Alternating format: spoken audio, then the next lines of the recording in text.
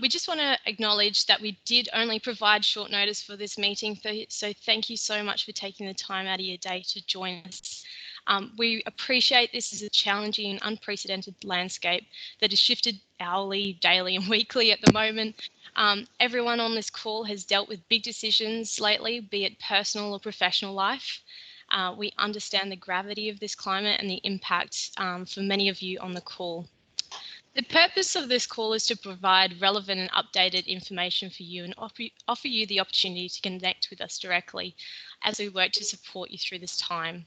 Should there be any lingering questions after this meeting, please feel free to reach out directly to us through our state offices, who are very much across the latest information and know where to go should it be that the question need any further clarity. Just a bit of housekeeping, please make sure you're on mute. We'll have plenty of time for discussion during the meeting. So you'll see a little microphone symbol, make sure it's got a little cross through it. That would be fantastic. Like I said, we will have time for questions throughout the meeting, and we'll certainly at the end. So please wait for us to invite the questions. If you're on a desktop or Teams app, please type your name in to the conversation and to kind of virtually raise your hand. We'll call upon you during the question. If you're on the phone, please wait until the question section of the meeting and we'll call on you as phone participants to ask your questions. And when you do answer, please give us your name and state so we know who you are. Please be reminded that this call is being recorded and will be distributed to all the coaches who are and weren't able to join us today, to make sure that everyone receives these updates. And just another reminder, I think you've all done this anyway, but please turn off your video just to save bandwidth for this call also. So without further ado, Miles, I might hand over to you. Thank you. Welcome, everybody. I think I'll start off by saying happy birthday, Drew. I saw you on the call there, so Drew Box. But for everyone out there, obviously, there's a lot going on. As you can imagine, the phones have been going crazy. The updates are endless. The decisions are non-stop. And we're doing everything we can to work through these in a consistent manner, in a timely manner, but also to make sure it's an accurate manner. We're trying not to get too far ahead of things. We're making sure there's no panic involved, but systematic process to working through issues that keep arising and working out ways that we can deal with those and attend to them in an intelligent manner, an informed manner, and also a legal one as well. So that's the current state of play as far as what we're trying to achieve. It's fair to say that everything's changing on a rapid basis. Every time we look around, there's a new restriction. I think WA right now is some of the toughest in the countries around training. And from all reports that we're getting at the moment, that's probably not going to get better. It's probably going to get worse. So where do we sit as a group? Obviously, we've discouraged training in groups, and places like WA now, that's not even possible. But we haven't wholesalely come out and said you can't. Obviously, there's a lot of rules and regulations now around what that looks like, what that entails, and what the parameters are. And each state government's bringing out their own different legislations around what people are allowed to do. But we imagine over this next period of time that they will get considerably tougher than they are today. Some of the feedback we're getting at the moment is there's restrictions maybe tonight or tomorrow to lift to the next level in places like New South Wales and some other states. So that's our feedback. I've been in a meeting yesterday with every CEO of every Olympic sport in the country, and to say that was pretty grim would be an understatement. A lot of talk about sports and how long they would be until they were broke. There probably wasn't many on the call that were looking at a larger time frame than about 6 months. Problem is that a lot of those sports run their own events, and there's a lot of issues with the events that they run around keeping the gates open, losing TV rights and revenues, the swim schools being shut, and everything else that's attached to it. So we are very mindful about the situation we're in. We're mindful of the decisions we're making impact people's lives and livelihoods at the moment. Most of the time in these decisions, our hands are tied or being forced by either federal legislation or state-based legislation. We're also experiencing stuff around Triathlon Australia and states. Obviously, we're looking at reducing people's leave, potential redundancies, whatever it's going to take to keep the sport alive through this next 6 months of uncertainty, or however long that goes into the future. I can say that Triathlon Australia over the last 7-8 years has been... +612952607777 is now joining. Triathlon Australia has been very fiscally responsible over the last 7 or 8 years and has managed to put some money into reserves, which means it will be able to stay afloat through this downtime. Some of the sports that have been facing have let go 9 staff already, have shut down 100 venues, or different forms of how they've reacted to the current situation. We will get through this. I'm not sure what the organisation would look like in 6 months' time as far as people and services are concerned, but we will deal with those on as they come and as we need to deal with those. But we are prepared to do whatever it takes to +6143446690 and make sure there's an ongoing business into the future. Is now joining. We understand without races and with the coaching restrictions at the moment, it's going to be very tough for a lot of people. We're fully aware. We won't make up stories for you. We won't answer questions we don't have answers to, but we're here to hear people's concerns. We want to put out a frequently asked questions page and build around that with the coaching aspect. What we want to do is try and interpret government legislation and tell you that we have all the answers there. There's quite a lot of that government legislation. It's maybe a little bit confusing. We'll do our best to interpret that. We'll do our best to make sure we update you with the latest around our insurance policies and what they're covering, any changes to those. But currently, the only changes we've had really currently at the moment have been to travel and some of the things around travel. And obviously, if people are adhering to government legislation, then they are covered by insurance. If there's any changes to how that looks into the future, we'll keep updating people. But as we currently stand today, so long as you are complying with those regulations, you are insured. So that's probably a bit of an overview. Justin, did you want to talk about... Oh, sorry, before I move on from that, I just will say the reason why Graham's not here is Graham's leaving Triathlon Australia next week, at the end of next week. He's currently at home and looking after himself. And so I'm doing the update today. And Matt, who's on the phone today, Matt Sandstrom, is going to be helping lead us through some of the coaching things we need to do as far as registrations and getting through this next period until we work out what the business looks like after renewal and what we need to do in order to try and start building it back up to what it should be moving into the future. +614185057883 Justin, do you want to give us a bit of an overview where you're at in HP? Is now joining. Thanks, Miles. Yes, hi everyone. Understand it's a big group on the call with varying business structures and levels of athletes you're working with. So I'll focus on where we sit and some of the experiences we're seeing through the development ITU focus coaches through to high performance coaches that are working with senior members of the national team. It's completely acknowledged that this is a time of high stress for everyone, particularly coaches. You are the front line. You're dealing with athletes. You're dealing with the magnification of their personal circumstances. In some cases, challenging decisions on coaching, following government directives, and we're all extremely conscious of that.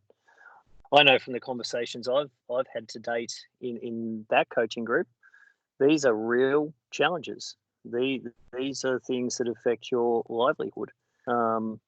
This is the core of the sport: athletes, training, racing, and coaching. +614052111334 is now joining. What we do know, and as Kathy mentioned, we've got Paula Charlton on the phone call, who is the performance health manager across the high performance department in TA. Is your health and your mental health as people and coaches is extremely important. It has to be a driving factor at the moment. We need to talk about it. And in a moment, I'll pass over to Paula to address some of the things that are in play, knowing that, again, there are differences in services depending where you sit within the AIS structure, out to working with age groupers in the field. But there is support and there are mechanisms around that before we even get to the financial implications of coaching or where we come out the other end here. So again, just know from my perspective, it's acknowledged at all levels that this is incredibly real. This phone call is extremely important. We're in it together, and we'll do our best to help everyone map out the other side. So I'm happy to answer questions. I've just had a message from Matt. It doesn't look like Paul was on yet, so we might come back there. But I'm happy to answer any questions from the development or high performance side. But otherwise, I might kick back over to you, Miles. Yeah, okay. Tim, do you want to just give us a brief update of what, Tim Harradine, if you're on the phone, what you're seeing around the States at the moment and some of the issues you're putting in place to deal with some of them? Yeah, thanks, Miles. We're just working through a number of conversations throughout our state executive directors and working down through their teams, building those blocks of information and trying to expand on what you've mentioned earlier around FAQs and other matters that come up. So it's trying to build on how we can complete more information, maintain those pieces of engagement for everyone out there, and recognizing along the way what's needed, because these needs will continue to change weekly, daily. So as that happens and as that develops, we'll work to continue to respond to all those types of challenges that are confronting us as a sport, and all the way from, as Justin mentioned, working through high performance all the way through to our club coaches and doing everything we possibly can to support the entire sport through this period. So there's just a network of people that we'll be continuing to pull together and work with to do our very, very best to maintain that support right throughout. And we're certainly available and open to be contacted directly through the states, directly through TA. Everybody is working together and knows where to go to get answers. If we don't have them, we don't pretend to have all the answers because of the changing nature of this climate. So we're continuing to work through those each day all together. So yeah, that's probably my update, Miles. Okay, thanks. From all reports and what I'm hearing at the moment, things are probably going to get worse before they get better. We're picturing restrictions being tighter, and I'm hearing by the weekend there could be some more levels of lockdown than we've previously seen to date. So I can't say I've got fantastic news for anybody as far as what we're hearing out there or what we're seeing out there, but I'd like to probably reach out to you and ask if any questions from anybody. Is there any thoughts from anybody out there or anything they want to share?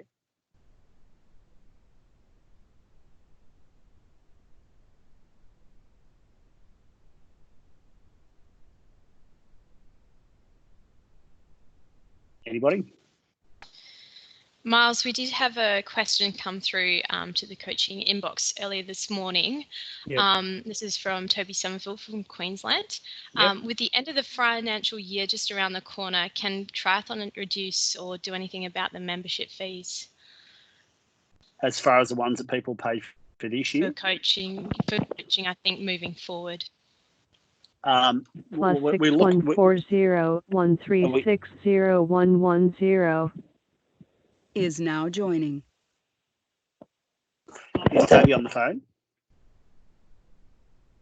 No, he sent that through as an email this morning. Yep. Currently, towards the end of the year, we're not looking at changing fees, but it's definitely something we can discuss around how we move forward over the next 12 months.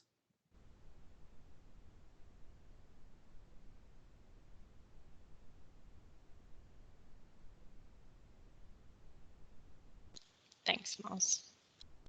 So we just got a postponement dates are coming out. How much confidence can we have in those? What do you mean? Is that? Sorry, I just got a message through from somebody there. So just clarify what exactly the question was. Is that you, Peter?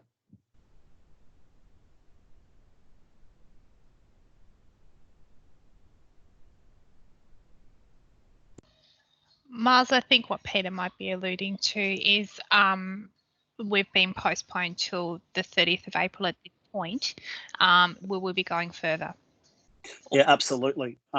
We will be meeting around those dates probably within the next week, but from everything we're seeing, yes, there will be a push out of those dates. I think it's fair to say that when you're looking at event cancellations, obviously the Olympic Games was up until early August. We expect a decision to come out very soon around the World Championships around what that's going to entail, but it's unlikely to be going ahead.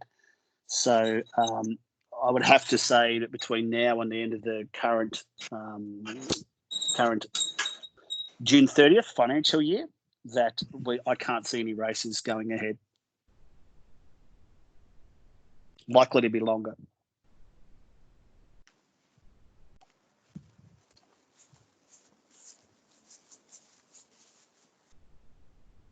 And the dates that we chose were the ones that lined up. So actually, in the postponed Ironman dates. Oh, September. I think we've got a few issues with race dates. I think people are saying September because I think they feel that that's a comfortable date to have a little bit of headroom in order to put an event on. As you can imagine, if the whole calendar sticks all their races on in September, we're going to have issues across.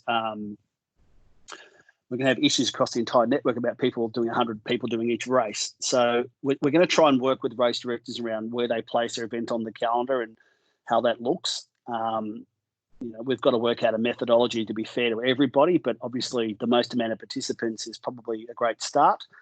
But I think September is probably where people would like to kick off. I don't think we've got an answer for that as we sit here today. I don't think anyone would be prepared to say that we're going to shut down past the current financial year. But I sort of had my fingers crossed that we'd be able to get back and open and running, but honestly, I don't know.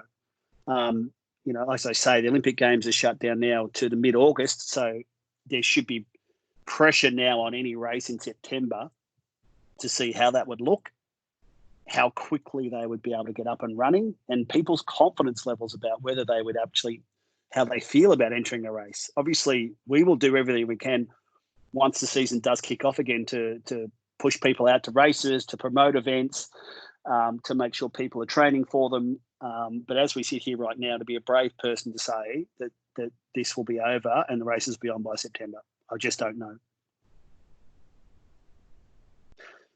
Questions regarding bike riding. Is it Dave? It's David Williams from Fortitude Performance Coaching in Canberra. How are you? Yeah, good, thank you. Yeah, look, I'd just like to put something out there to everyone, and we're all in the same position here, so I'm not questioning that at all. But it's about our short term for the next 4 weeks, aligning with pretty much everyone in the country. I think we need to dial up our moral and ethical standpoint here. And it goes coming back to the bike riding. Can we go out on our own, up through the highway on our own? We could, but I think I'd like to see a firmer guideline stance collectively from us all to say that the reason why we don't want to go out and ride is if there is, because there's an element of risk when we ride versus more from when we run, for example. Why can't we put in place that we should not ride outside? Right? The risk if you injure yourself or there's something unfortunate does happen, It's the impact that then flows on to the hospital system. Right? It's not that we can't ride outside, but it's the impact that we have on the hospital system, right? So why, I'm just putting this out there, I think we should go, like our social obligation here is we should put that out there. Yeah, thank you, Ben. It is a question that's raised its head a few times, and you know, as I keep trying to explain, to my position is social obligation, the moral obligation, the reputational damage, and then the legalities. And they don't always go hand in hand. But to be fair, what your point is one that we discussed again this morning. If you get out there and you get hurt, the likelihood of someone to come and pick you up in an ambulance is very, very low. So you are taking a very dangerous territory training at the moment out on the roads on your own, even in a group, separated from each other. In some states you can do that. Some states are becoming increasingly more difficult to do that. But the strain you would put on a system that's already at breaking point would be quite huge. So I could ask people +6 to 1 think 4 about 3 their 2 social 5 4 obligations. 1 I can 2 ask 0 people to 5 think about reputational. Is But now joining. legally, I'm not in a position to ask anybody to do too much more than government guidelines without the fear of then having that come back and having repercussions on Triathlon Australia. So we are always mindful about trying to get that balance correct. We do not encourage it right now at all. We don't encourage it for social and moral obligations as opposed to government legislation. So, look, that's going to be one for coaches to work through. About athletes, or even just athletes thinking about other people rather than themselves when they're out there trying to get their training in. But what we did do is discourage training because we just cannot see how you could keep the social distancing while you're out there in a swimming pool, which is going to be closed soon, if not already. And in those different circumstances, we just couldn't work to see how that would be something easy or policed or easy to control. So that's why we said what we did. Obviously, for legal reasons, we're not going beyond the government regulations because then if someone loses their business, they're going to come back and point the finger somewhere, probably at us. But you are right, and that's going to be up to each individual to make that decision. And we are happy if coaches feel like that is the message to go out there and discourage riding on the road because of that. I do think that is a good message, but we also are very mindful about the fact that people are doing this for a living and there's already a massive strain on their business and we don't want to overstep our boundaries. Does that answer that, Dave? Is it? +6 1 4 0 3 2 4 4 4 6 7 Is now joining. Look, I understand all of that and I understand all the complexities around it. But triathlon is no different to any other sport, any other individual, any other business, anything like that. We're all going to have to make sacrifices. And I think that, to me, the bike riding, I was out catching a moment of sun this morning. I saw three elderly people on their bikes trying to enjoy a ride. And I'm just thinking, you're in a very high risk demographic. One of you come off, and to me that is just unacceptable. I just think we need to encourage from TA through to the state associations down through it. I don't like it any. Don't misunderstand. I don't like it any more than anyone else does.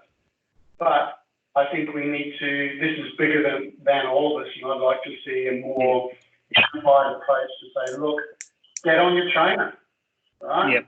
It's an easy thing to avoid everything. Yeah, no, I agree with you around that moral and social obligation piece, and I don't think that's a problem for us to message that as well. I totally agree. In France, you can't even ride your bike anymore outside, so that's where other countries have gone. I wouldn't be surprised at some point if we're heading something similar if we keep growing in our numbers. So it might be taken off as an option, but as you say right now, yeah, people will be straining the system if they're out there riding and getting hurt while they're out there. So I've got a question here around Kona and Taupo qualifications with Ironman. As you'd imagine, or anyone who hasn't seen Ironman got sold last night. So I'm pretty sure that they're head down in that and shifting events, but I haven't had an update. But I'm happy to reach out to them and get one for you and then post that on the frequently asked questions on the website, because probably more around events than coaching, or probably a bit of both. But yeah, I can't tell you that I've got an update on where Kona is, or even Kona's going ahead and Taupo, but I will reach out to Ironman and get some thoughts around that for you. Miles, we've got Paula on the. Paul's been back on the call for a while, but I'll just jump in now and get back to self-care and mental health. So Paul Charlton, Performance Health Manager, TA. I just asked Paula to touch on, obviously there's the mental health referral network through the AIS that does apply to those coaches working within HP, but there are other broader mechanisms via GPs and others that Paula can touch on and make sure everyone's aware of.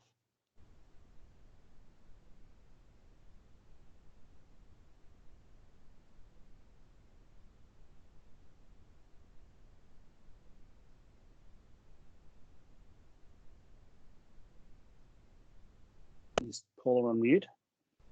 Oh.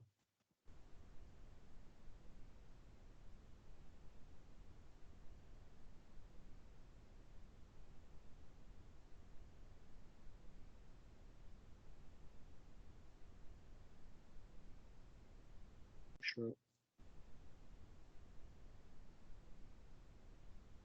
Okay, Paula said she's speaking, but we can't hear her. No, we can't hear her. I'm not sure what's going on with mute. We'll come back again. Is she one of the mobile numbers that have dialed in? Because hang on. So Matt's, Nick, I think, has manually muted you, Paula. So if we know which one it is, we can. It is the number ending in 110. 110. Perfect.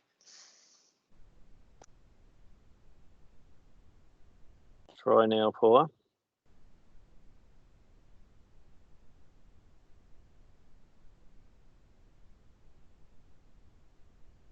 No, she's still on mute.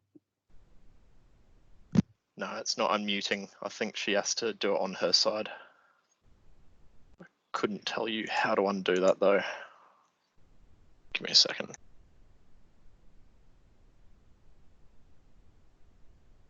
All right, should we go to some more questions then, Justin, while we're working that out?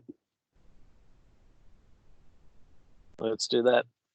Is there some more questions out there? Yeah, I have one here from WA. Yep. Alex from WA. Obviously, you guys have put out the call that we're not doing group training, shouldn't be doing group training and stuff.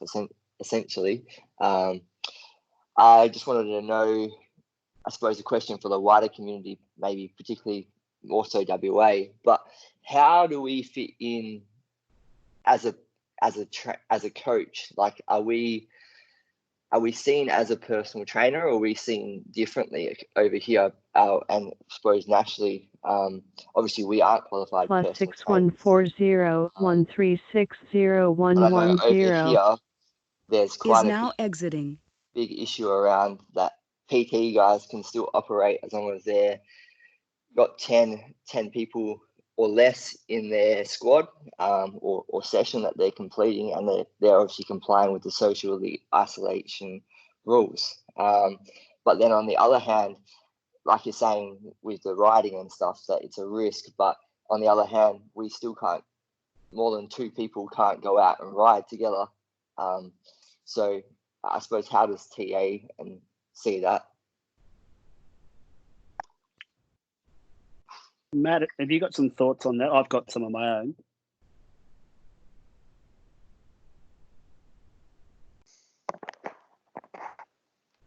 No, I'll refer to you, Miles, on this one.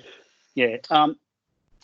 Legislation's different for different people. We're not categorised as personal trainers. We're classed as coaches in Triathlon Australia. So unless somebody had additional qualifications which qualified them as a personal trainer, they would be in danger of breaching those rules. And I wouldn't recommend it. Paula looks like she's just rejoined again. Sorry, does that answer the question? Or Yeah, that's fine. I just thought I'd Yeah. get an opinion on that. yeah, look, and it's going to get harder. And the problem is, like all this stuff, people will do whatever people choose to do. It's only when you get in trouble that you'll find out whether you're doing the right thing. So my advice is always to err on the side of caution, because it's only when something goes wrong that you're going to have a big problem. And if people are risking that right now, that's not the right thing to be doing, in my opinion. So you're better off to show caution than to find out later on you'd made a mistake. Paul, are you back? Is that working yet? That is. Welcome. Oh, yay. Hello, everyone. Yep, I'm back on. So, yeah, obviously this is a really stressful time, not just for, TA staff and coaches and the wider network, but everyone's families as well are being impacted in a really huge way. So obviously, primary concerns are your physical health and the physical health of you and your, loved ones, as well as your mental health and those around you. So as Justin mentioned, if you're a TA employed coach or linked to a categorised athlete, there's the AIS Mental Health Referral Network, which is a free service, and it's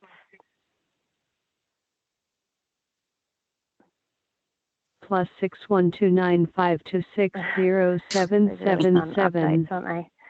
Is now exiting. Here.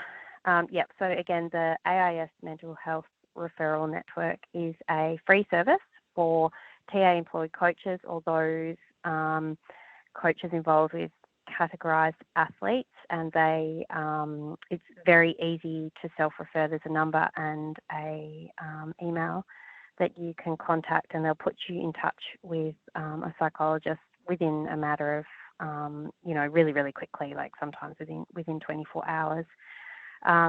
If you're not able to access that, the Australian government has quite a good system as well, and all it requires is a referral from your GP, and that will give you 10 free sessions under the mental health care plan. And obviously, if you ring ahead, you might be able to do a telehealth service rather than going to the GP practice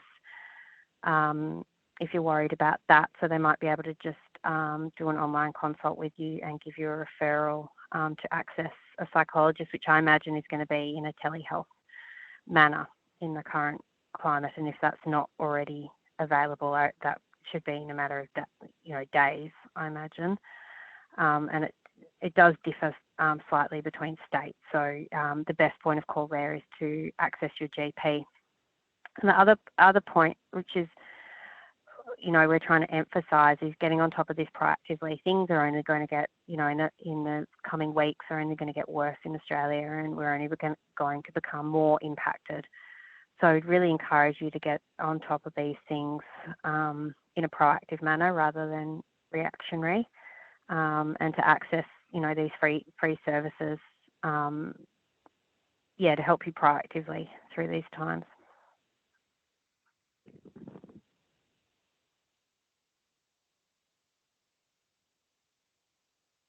Thanks, Paul. Thanks, Paul. Justin here again. Sorry, Miles. I really want to stress, right, as coaches, and all of us have a very extensive involvement over this sport. Please do not discount that. Be proactive. There is support available, whether that's through your peers, through TA, or through GP referrals. Please be proactive and not reactive, because we know this is going to be an ongoing situation for months, and having the right support around you now will make a big difference.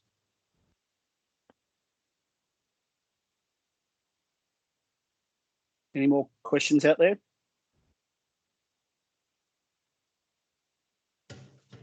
Not a question, Miles. This is Peter from New South Wales. Just a statement. Yep. Yeah, cool. One of the things that I've encountered this week is And people have reminded me that it's important for your athletes to remain connected, and but it's also important for the coaches to remain connected as well. So this is a valuable opportunity, and I thank you for it. It's also been reflected in New South Wales. Mick has set up a WhatsApp group, which is excellent as well. But just like, like a lot of the PTs out there and some of the coaches, I've also been doing some Zoom calls with the squad, just a coffee chat, and I think we're going to have a beer one this afternoon. Why not? Friday beers on a Zoom call. So yeah, just remain connected, guys. I think it's really important, and the proactive, I sort of back up what you're saying there, Justin, with the proactive stance, get on top of it, get on the front foot. I've had nothing but positive feedback from my athletes saying thanks for putting the extra effort in there, and keep up the hard work, guys. That's it. I think you're right, especially with the social distancing and people stuck at home. That gets even compounded, and people are feeling very isolated. So the more you can stay connected, in touch with each other, with your groups, the better it's going to be. I mean, we are here. We're not sitting on an island. We're happy to chat. We're happy to put someone in touch with you. We're happy to answer questions. We understand what's going on. We're not blind to it. We don't live in a bubble. We're seeing it all. Anyone who knows my family knows that this impacts my family as well. So, it's happening across the board. There's a lot of people financially in ruin, not sure of what's coming, all sorts of different scenarios that are happening at the moment. There's been more people laid off in the last 2 weeks than has ever happened in a very long time in this country. My kids don't realise that, I can't watch a movie on Apple now. What's wrong? So it's really interesting to see what's happening. As Paul has said, we expect things to get worse before they get better, which means tougher restrictions, more isolation. We don't see this turning around in the next few weeks. We see this gradually turning around over time. We will keep you updated on everything we know that's true. We will keep putting communication out there about the latest things we know. We will not try to determine what government policy actually says, because sometimes that could be very confusing, or when I put something out, it could change an hour later. But once we know things are locked in and concrete, we will be providing advice out there. We'll be putting out information out there to say what the current situation is. If we push the season back even further, we'll obviously come out and communicate that to people. You can imagine those decisions don't happen lightly. We've got our race directors involved. We've got our income streams involved. There's a lot of things on the chain. I can tell you now that everything that's currently happening has another 30 or 50 things that we've got to solve in the background because of it. We're systematically working our way through all of this. We have to keep going back and readjusting sometimes because of new information or changes.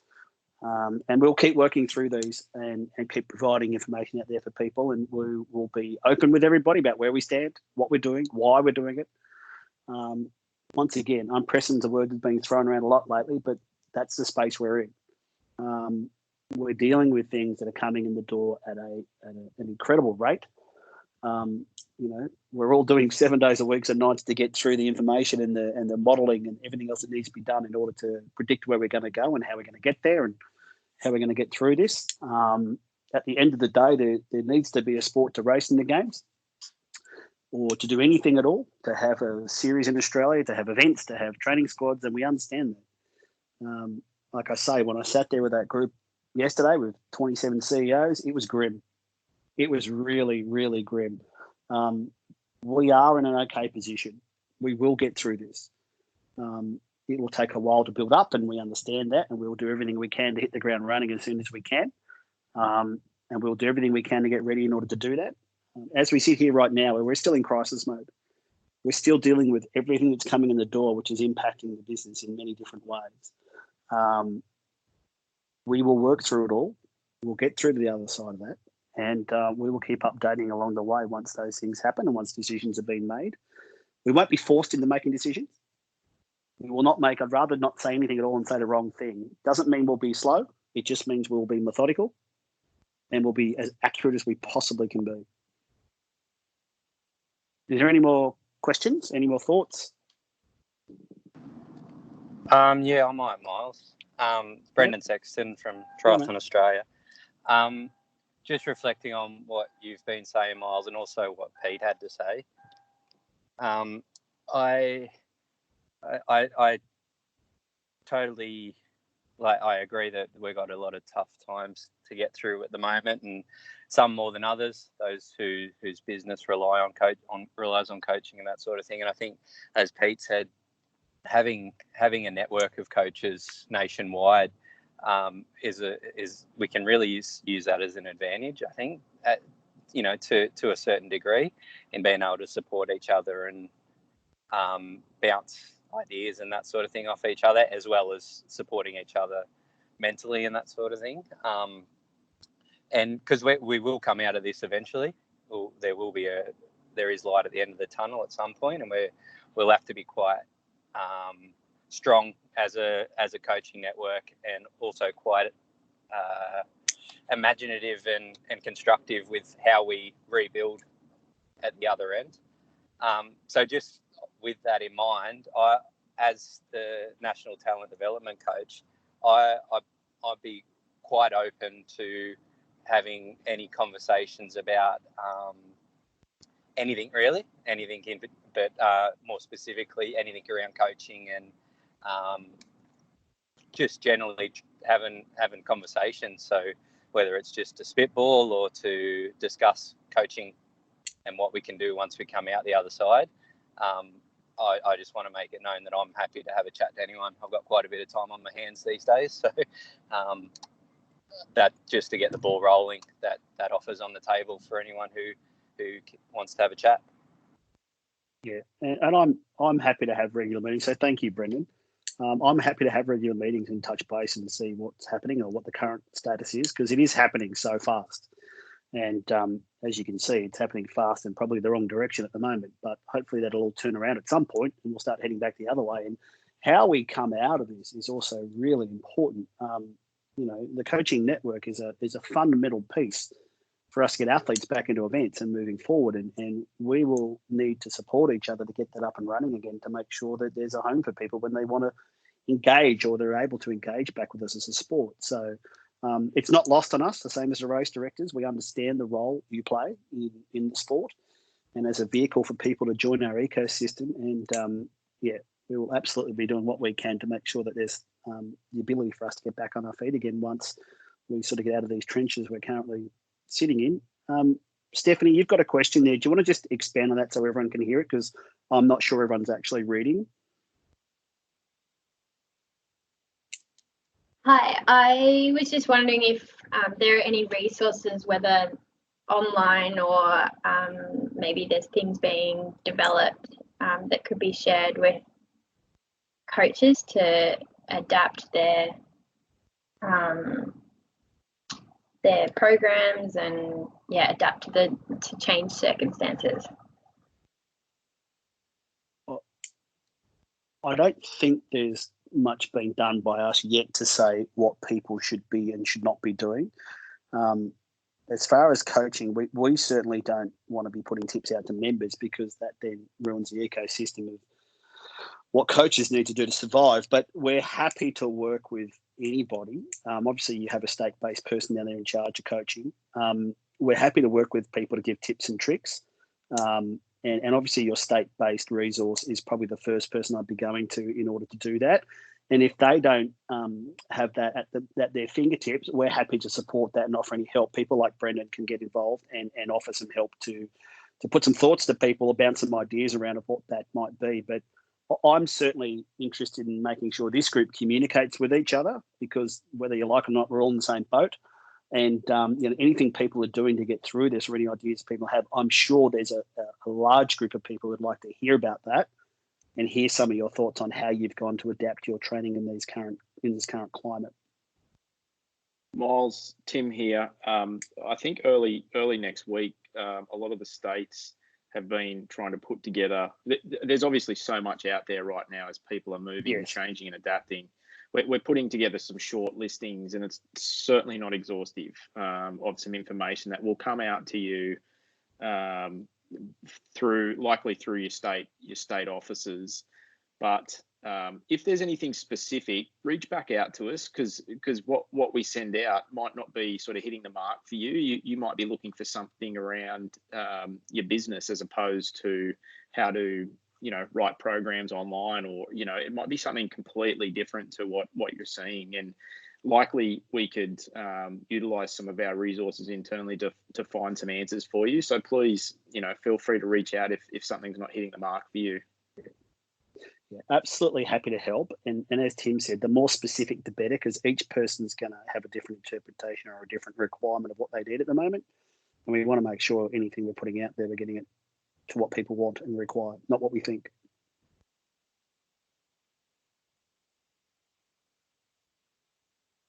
Any more thoughts, questions?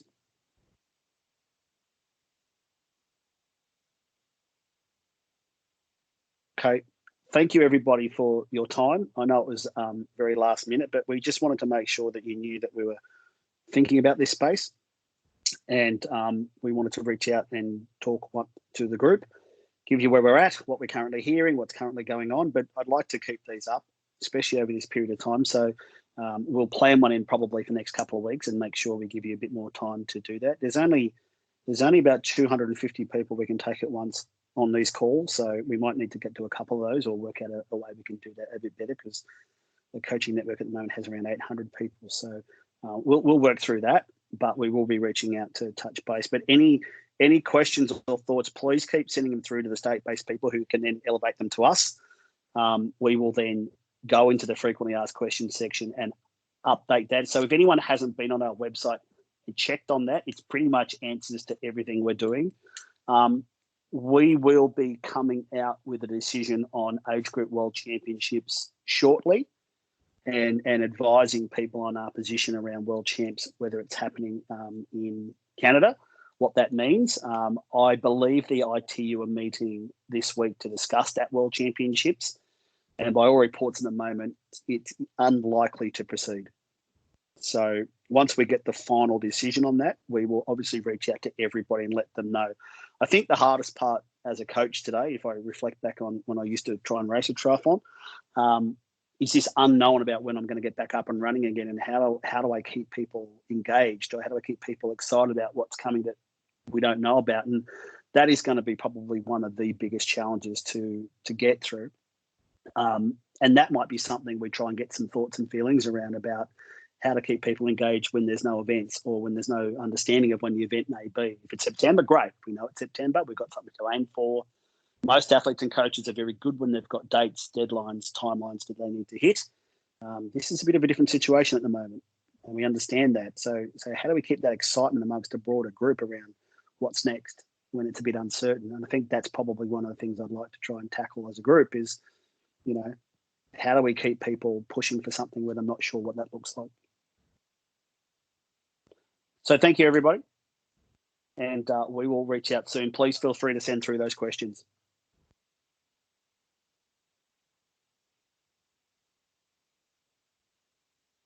Thank you, everybody. Have a good afternoon. Multiple people are now exiting. Thank you. Thanks. Thanks, guys.